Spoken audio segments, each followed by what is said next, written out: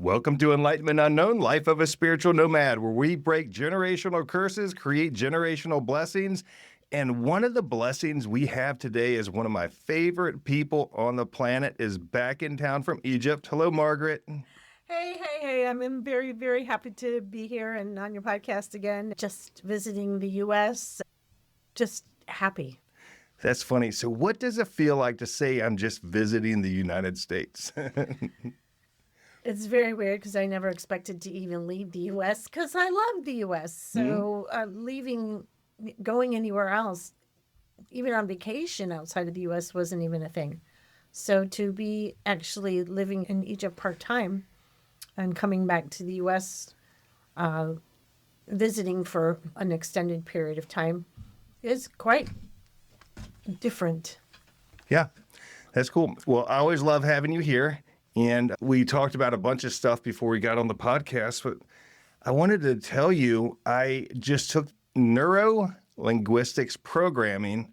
So I'm now certified in level 1, and NLP has changed everything for me. Have you done that before? Have you had any of that work done? I've not had any of that work done. I do know about it. I've read a lot about it. I did sign up for some online courses that I've not actually sat down and taken the time to do them yet. I have a few classes that I've signed up for, and I've not forced myself to sit through them yet to do them. But that is one of them. Yeah. It can be a game changer, a life changer for people. Well, one of the things I didn't talk about really on the show is because I struggled with this overwhelming anxiety. I don't know if it's from COVID, but the honest answer is I believed it was from my spiritual awakening. I believed that I couldn't go out in big groups of people because I was super uncomfortable,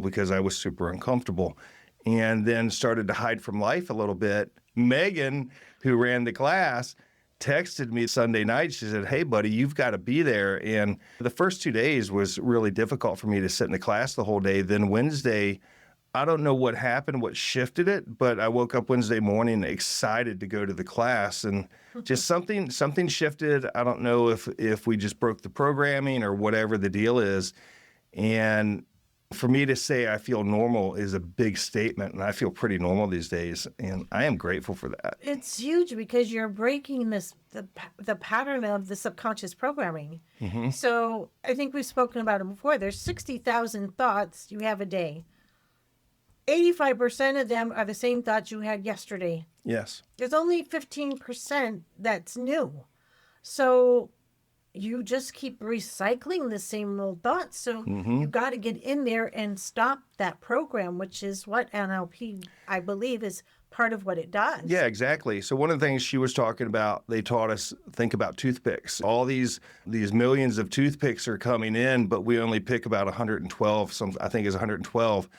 And the toothpicks that we're picking up are based off of our belief system. So if you believe you're unsafe, if you believe you're traumatized, if you believe you're healthy, if you believe you're being victimized by people, those are the toothpicks that are going to come in that you're going to recognize. So the NLP goes in, and we go back into your timeline, and we rewire your brain so your brain isn't looking for where am I being victimized here, because you're not being victimized anymore. It's crazy how it works. So as we did it, I think there were 16 people in the class.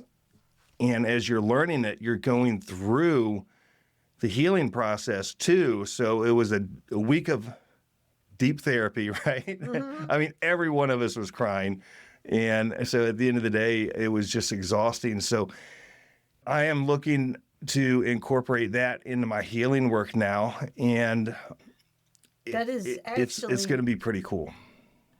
I had one student that is a neurolinguistic program practitioner and took the quantum healing. And I looked at her, I said, you are going to be able to do massive healing help for people, because the quantum goes in and takes the energy away from those thoughts. So they're not in there being fed anymore. Mm-hmm. And then with the neurolinguistic programming, you're going to retrain those thoughts to something else. Yes. Yeah. So now you have a humongous massive, powerful toolkit because you can go remove the energy from that and put in something new. Yep. Yep. So I was looking at that, and of course, in the class, we're keeping the other modalities out as best we can. But I was seeing, I was like, man, we can do X, Y, and Z here. We can add this other stuff to the table. And everybody in that class, you could watch as the days go by, just were different people. And I didn't tell you this, but one of the things we did is we went back to the first time we felt sadness, right? Is one of the things that we did. And it was bizarre because when we did unworthiness, it took me back to a past life where I was standing over a grave where I had buried my ex-wife, well, she was my wife, she was deceased, where I buried my wife and my children, and I had this overwhelming sadness. I had a pistol in my hand. It was not a good scene. And yet when we did the one for sadness, it took me back to when I was leaving heaven the very first time to come here, how sad I was. To leave everybody, to leave Jesus. Archangel Michael was there. It was just this bizarre thing, and I was not expecting that. Lots of times in those kind of classes, those are the things that happen or the things you're not expecting, but they will be the most profound healing for you. Yeah. And not to make light of it, but coming here at this time, we've been here many times before, and we know how freaking hard it is. And that's putting it up politely. But we agreed because we came here to help fix it. Sure. And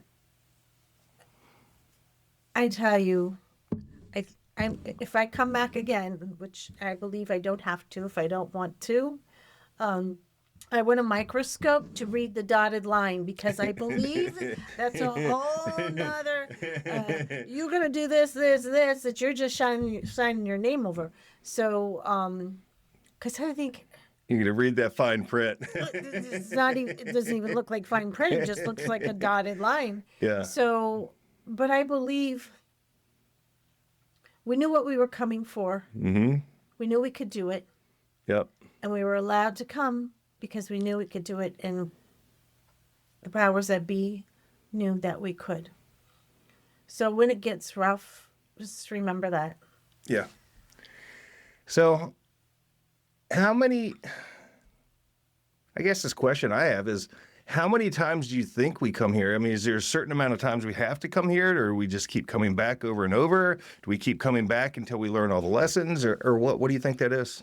We didn't, after this lifetime, we don't have to come back because the wheel of karma is being removed from the planet now.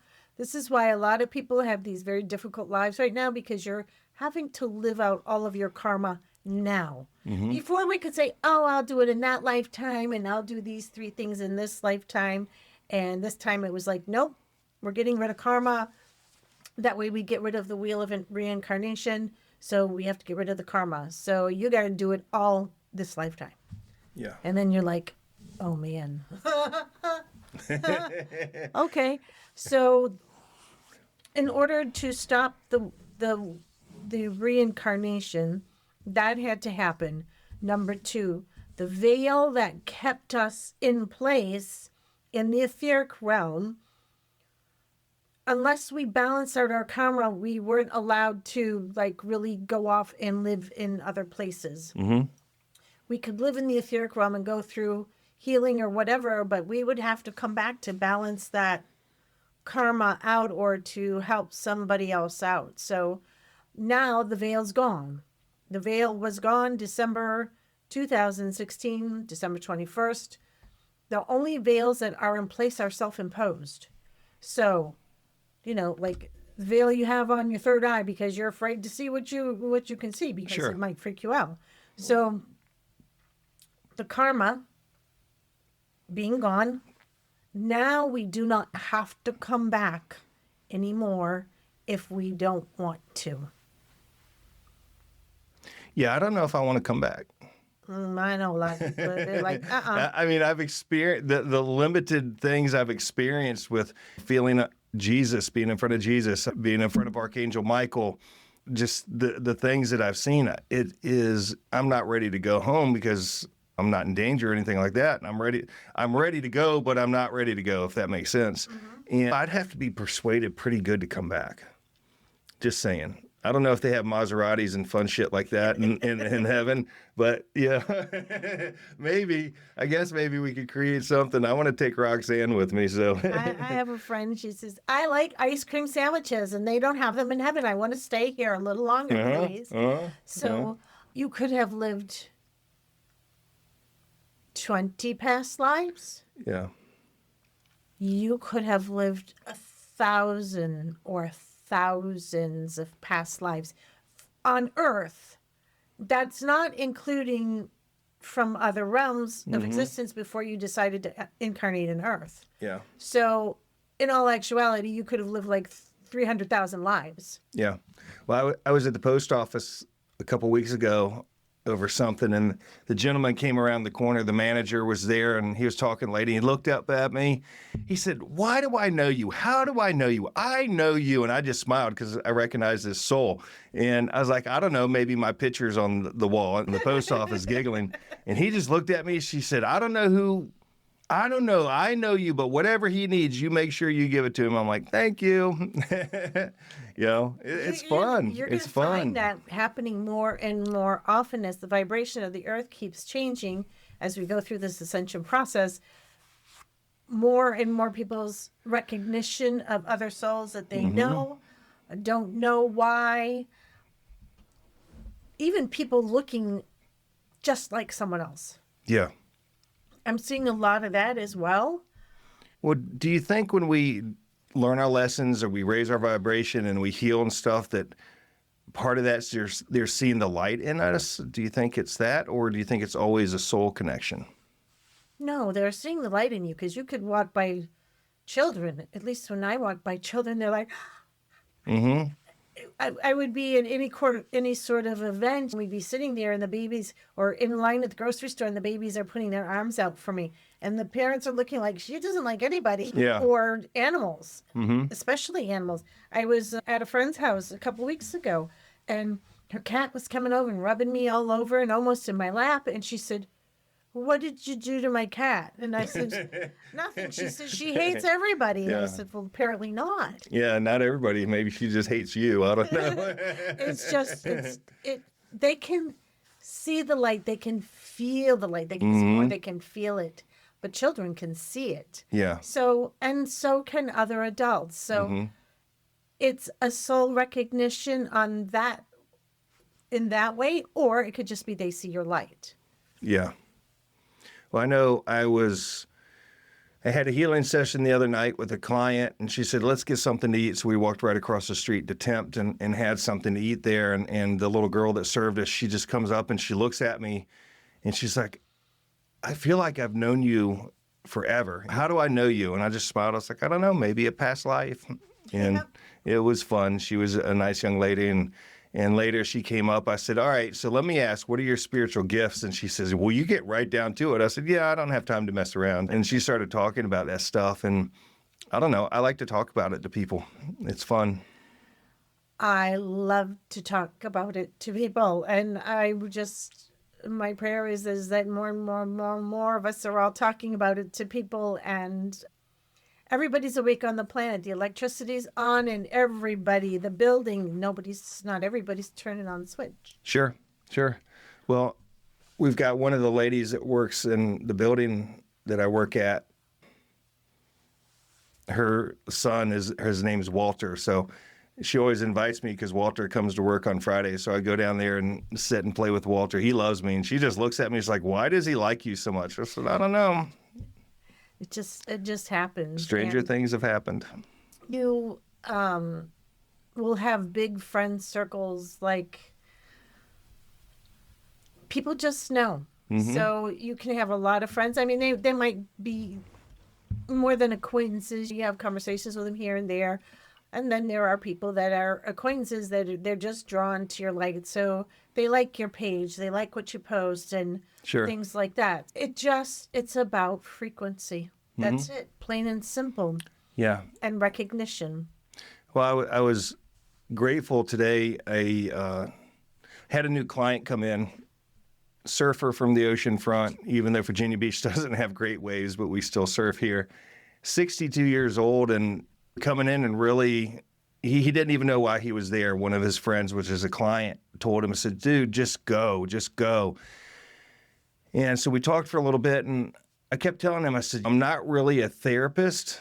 I said, but what I'm good at is making people feel lighter and removing stuff. He said, I don't understand what that is. I'm like, why don't you just have some blind faith, man? You're here. The session's paid for. We got 25 minutes. Get on the table. And afterwards, he didn't want to leave. He's like, I haven't felt good before. I haven't felt light like this. And his son is struggling with some things and has some issues going on. And I told him, I said, in Ho'oponopono, they talk about the ancient Hawaiian healing modality that if you heal what's inside of us, we actually heal our children and stuff, right? Mm-hmm. On the other side. And that really caught his eyes, like, because he wants his son to be okay. And anybody can learn, anybody can start healing. He says, well, I'm 62. I was like, who cares? Who cares? Maybe the gift that you're supposed to give your kid is showing that dad can not react anymore, because he had a Navy SEAL dad that broke his arms, broke his ribs, beat up mom. I mean, it was a tough life that he had. And, you know, watching him go through that stuff, tell that story, he says, I don't cry. I said, well, maybe you should. Yeah. Just let it out. And he cried a little bit, but it was cool.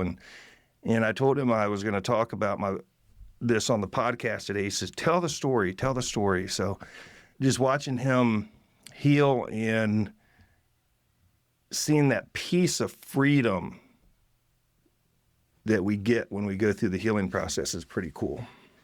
You would not believe the difference in age range of my clients. I get clients that are in their 70s, 80. I've had some clients in their 80s. I've from all ages, from teenagers all the way up through. It is never too late. I have students that are in their 60s or maybe even 70s. Mm-hmm. Because they're like, I wanted to do this my whole life. I'm supposed to. Now I can go out and help people. Sure. It doesn't matter. Age is a number. It's a human construct. We were designed to live 1,000 years, and in all of the scriptures, the human construct that came in the power play is, okay, you're going to get stressed, you're going to overwork, you're going to do this, then you're going to get sick, and then you're going to die. Yeah. And unfortunately, that's what the program is. Mm-hmm. So we get to break the program. Yeah, we do. And it's interesting how in NLP we remove limiting beliefs, how these limiting beliefs get removed, or your vibration changes, or whatever you want to call it. Something shifts, and all of a sudden everything opens up for somebody. Sure does. Yep. Well, I remember when I was 14, I had my first job pushing my little lawnmower down the street. I don't know why I said this. I just remember looking up at the sky and said, I just make money easily. And I remember this little tingly feeling that came through my body. I was like, oh, that's nice. Thank God, because I like making money easily. I watch some of my clients and friends struggle with money issues. I'm like, guys, you just got to reframe that, because making money is easy. I attract checks in increments of $10,000 or more all the time. I say that all the time. And checks just show up, and maybe they would have shown up anyways, but it sure seems like they show up more when I say it. Well, there's many different thoughts that go into poverty consciousness, that limiting belief. Money doesn't grow on trees. Just parents telling their kids, money doesn't grow on trees. Yes, it does. It does. Where do you think they make the damn paper from? It's made of money is made of paper and linen. Yes. Because I researched it. I had to know before I said it that I'm saying it right. Money doesn't grow on trees. You have to work hard for money. Money is the root of all evil. That's limiting beliefs, and those are the things that hold you back, that actually block you from receiving your abundance. And I'm not talking just about money. It's about anything good coming in your life. Yeah. It's about anything. I mean, having a nice place to live, a comfortable place to live, and food on your table, that's abundance. Doesn't mean, well, yeah, you typically have to have money to pay for it to do that, but money is an energy. It is not, money's dirty. It's not. It's an energy. And it's even easier now that we work less with cash, that you can create abundance for yourself. Because imagine looking at your bank app and your balance is all these numbers, $5,937.67. Okay, I paid this. I paid $50,000 Habitat for Humanity. I paid $20,000 to water wells in Africa, and boom, my deposit, my balance just went up. Someone just put money in there. Yeah. And it's only numbers. It is. Because we're not seeing the physical exchange of the cash anymore. So just imagine the numbers going up. Yep. Every time I go to my bank account, I catch myself unconsciously saying it all the time. My bank account doubles all the time. And when I go in there, I'm always happily shocked. I'm like, oh, money just reappeared in my account after I've paid all my bills. And it seems like it went up and it didn't go down. I don't like to play in the 3D world. Money comes to me easily. I am healthy. Love comes to me easily. That's a new one. I've never said that one before. Love. Be love. Yeah. Once you are love, it comes easily. That would be, yeah. But I'm how going to about start saying that. Instead of saying that, I receive love easily. I receive love easily. That's funny. I've never said that before. I love Joel Osteen. I've got some friends that just don't like him, and it's funny because all the ones that don't like him have money issues. You know, I want the dude to be rich. I mean, he makes books, he sells it. I don't care what he does. I think his message is good. I respect him, and I like him. So he was talking one day about prayer and saying, when you go to God, you say, oh, please forgive me. Then tomorrow, please forgive me. Please forgive me. He said it's like going to your dad saying, hey, Daddy, I just wrecked the car. Can you forgive me? Sure, son.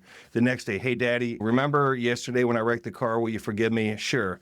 The third day, hey, Dad, will you forgive me? About the fourth day, he's going to be like, hey, dude, can we move it along?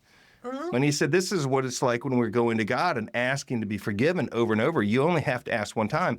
But what he said that I never thought about, he says, you have to open your heart to receive the forgiveness. And you have to be open to see it. Yes.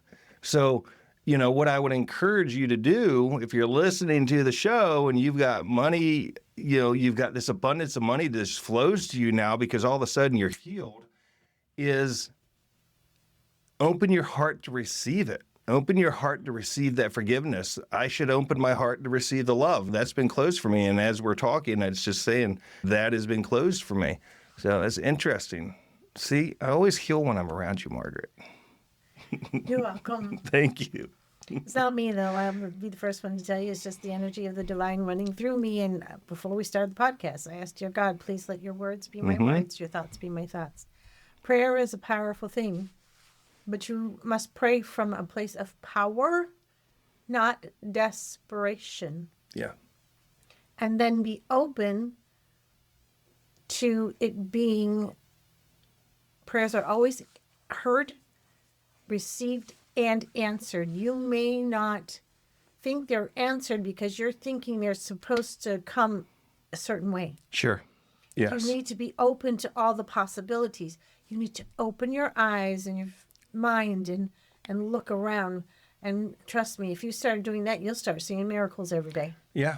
Yeah. Well, I recently bought this building from my dad and started this co-working space, 18 months, 2 years ago or something. And I remember when I opened it and started it, nobody was coming. I had somebody helping me, and that person had this limiting belief that you can't make money at this. We should drop the price. I'm like, people are man, people are not even a mile away. I can see where Gather is, which is a co-working space, which is an international co-working space. I can see their building, and the space that I'm renting for $450, they're renting for $1,800. Don't tell me I'm overpriced. It was an energy thing. And long story short, we didn't work together anymore. He's still a friend, but the energy of, and the belief system that we can't rent it went away. And then the next block that was there was my block. My block, that this building carried a lot of energy from, it was a family business and all. So there was some frustration and anger there. And I started to go in and pay attention to that and heal and forgive. And the day that they called and said, hey, you qualify to buy the building, my heart opened fully, and I filled up within the next 3 weeks. We did nothing different. Matter of fact, I stopped marketing the building. And then people just found me and filled up. And as I'm saying that, my ears are just ringing like crazy. But because you healed the things within you. Yes. Yep. And then you opened up the flow. Yep. So, shocker when they used to say all the time, I'm the problem, I'm the problem. We are we are the source. Joe, I was talking earlier, Joe Dispenza has this show out, this documentary, I guess, I think it's on Prime, called Source, It's Within You, and where he's talking about we're going in and doing meditation, and he's talking about where they're doing these meditations, and actually people who are doing meditation can't get sick. It's crazy. Well, the government doesn't want to hear about it. I used to be sick all the time. I used to have bronchitis 2 or 3 times a year. I've had pneumonia 4 times. And I started taking some black seed oil and oregano oil and really began working on meditating every day. I've not been sick since. Yeah. I had some sort of little cough for 2 days. This was about a week ago. And I was like, no, we're not doing that. No. And I went in and started doing energy work and got some thieves, essential oil and some stuff like that. And then the next day I was fine. Yeah.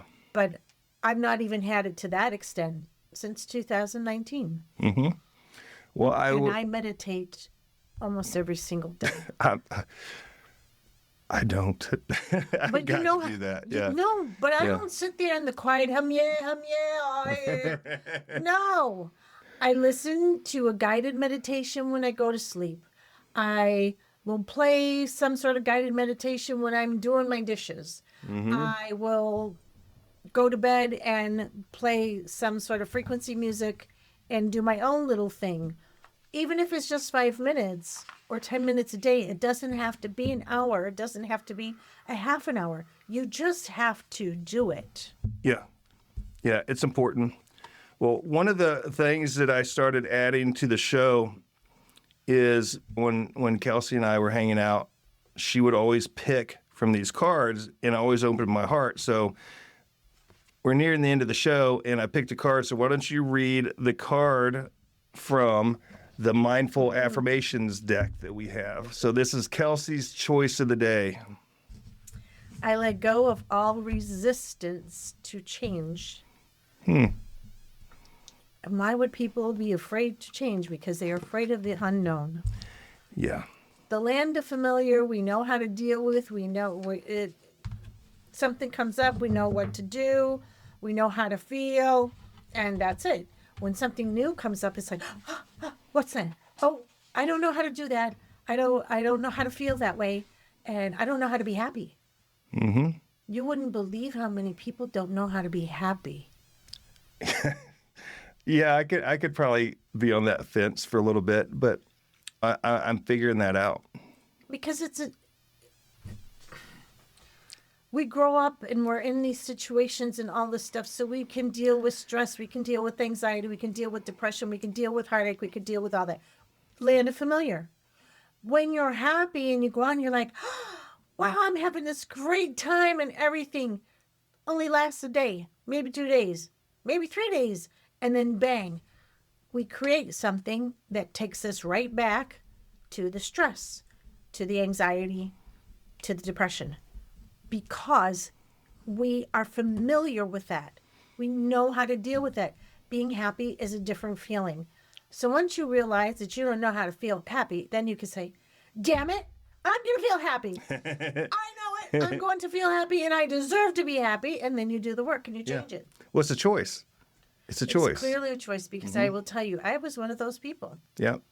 I was chronically depressed most of my life, on medications a lot of the time, most of my life. I started this work and I started clearing myself and doing things.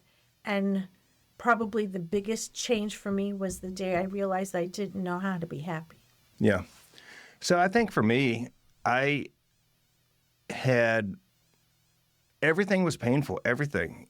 I chose a painful life. When I was getting out of high school, I specifically researched what is the most difficult branch of the service, what has the hardest boot camp, what is the hardest, most difficult path I can pick, and I picked the United States Marine Corps, and I love the Marine Corps. You've heard me talk about it. I've had people recently tell me, you identify as a Marine too much. Well, maybe if you were a Marine, you could identify as one too. I'm just teasing, but I hear what they're saying. They're saying that I should identify more as a healer than the other. However, when I talk about pain, the Marine Corps brought a lot of pain to the table. So you took an unhealed young man, brought in this training and the things that we did, and it really magnified things. And I'm just grateful that I was able to find my path and heal out of it. So I didn't know what pleasure and joy was because I was so encrusted in the pain and the misery. Is there to say something? Why identify as a healer or a Marine? Why can't you just be? Hi, I'm Wes. Yeah. Happy to meet you. Those are things you do. Mm-hmm. Those are labels for what we do. Sure. Who are you? Oh, God, you're going to make me cry. So... This is how you can tell people are running a store, because you'll say, who are you? And they'll say, oh, I'm a single mom. I've got 3 kids. I have to work 80 hours a week. I have no help. No, that's what you do. Yeah. Who are you? And then they'll stop and then they'll give you more labels about what they do. And no, who are you? I don't know. I haven't really looked at that question. I'm writing it down now. It's who you are as a being. Yeah. I know those saying, I'm a good person. I love people. I want to help people. Those are parts of who you are. And they are labels as well, what you do. But I am Joel Osteen. He says, this is where I heard it was from him. What follows I am will find you. I am loving. I am amazing. I'm a divine being. I am. It was ringing in my ears. Yeah, yeah. Well, I tell you, one of the blessings that I've had for most of my life is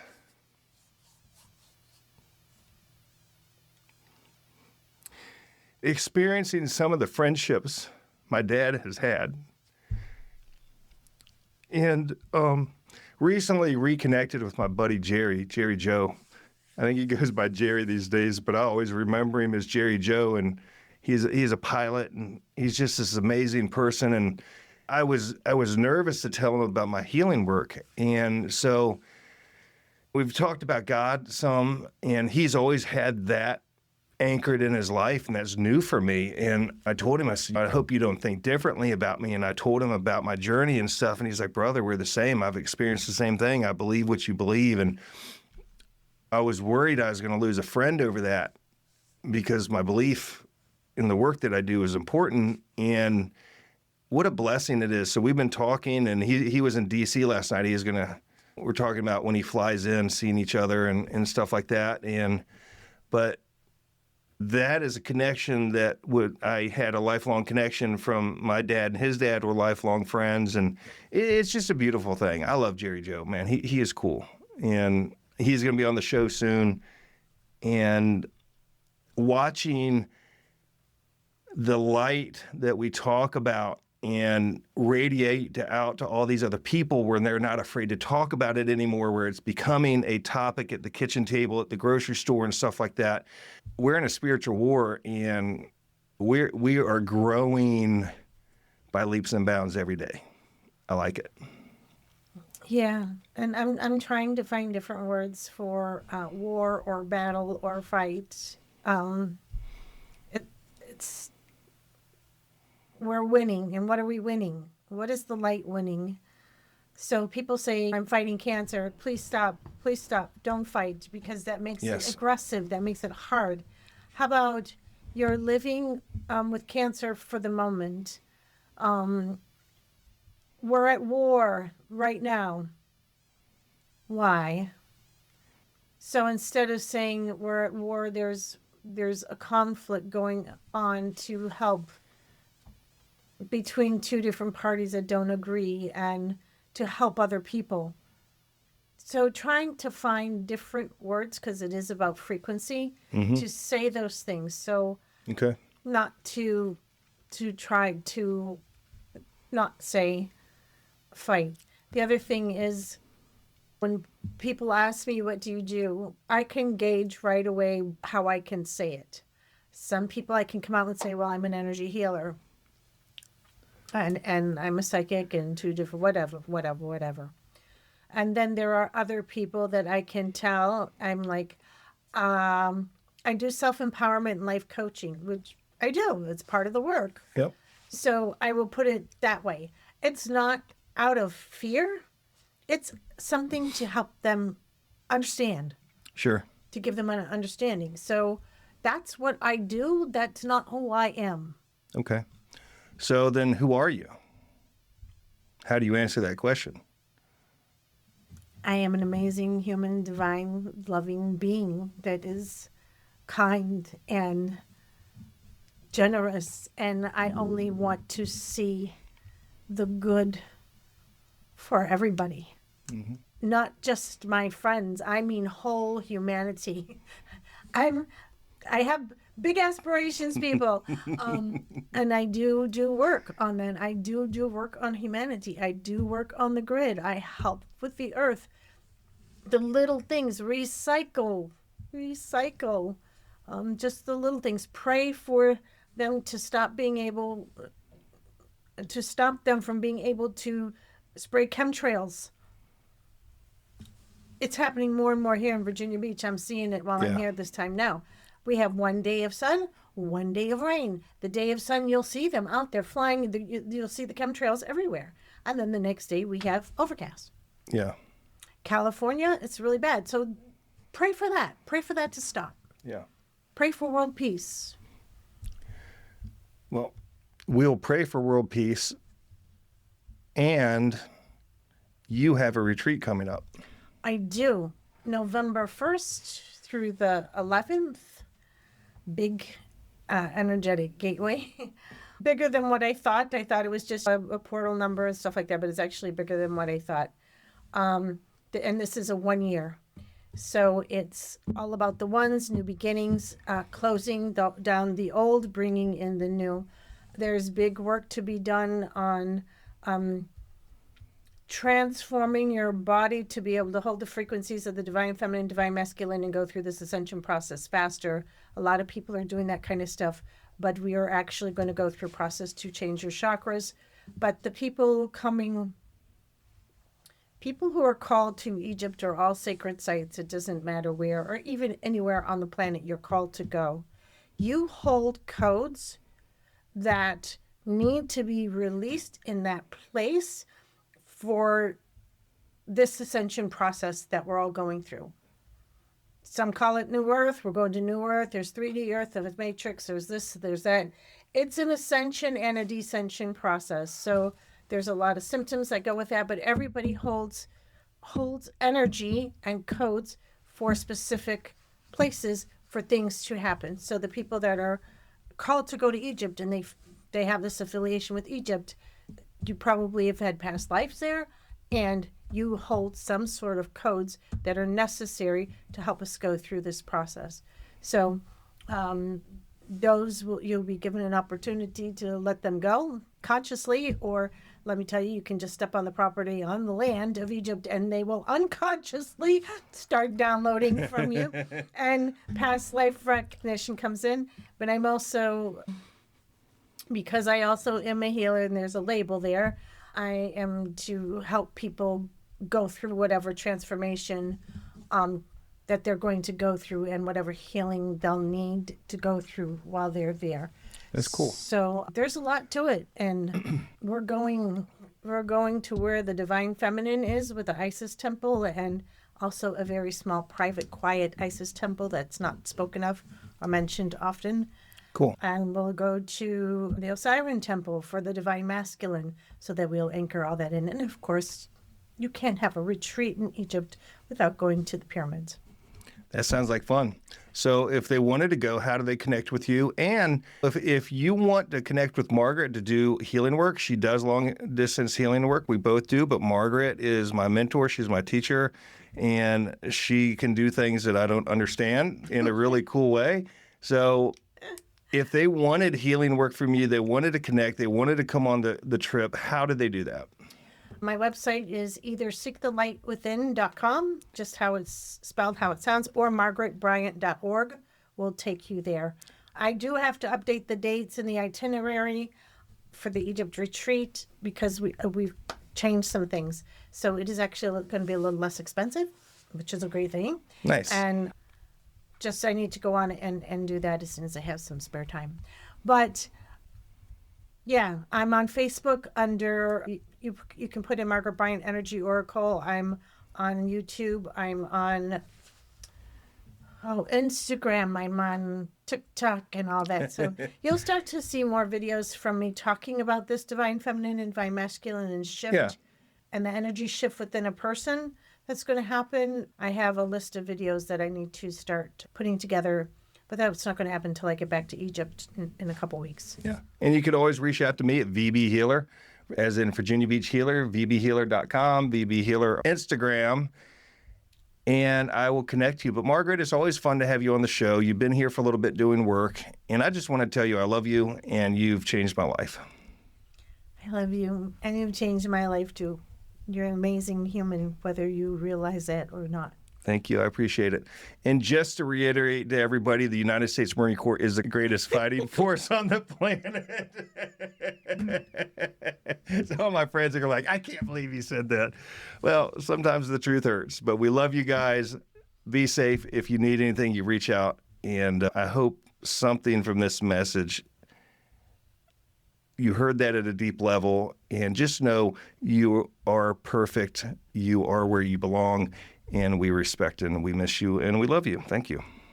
And you're worthy. You're worthy of the miracle. You are worthy.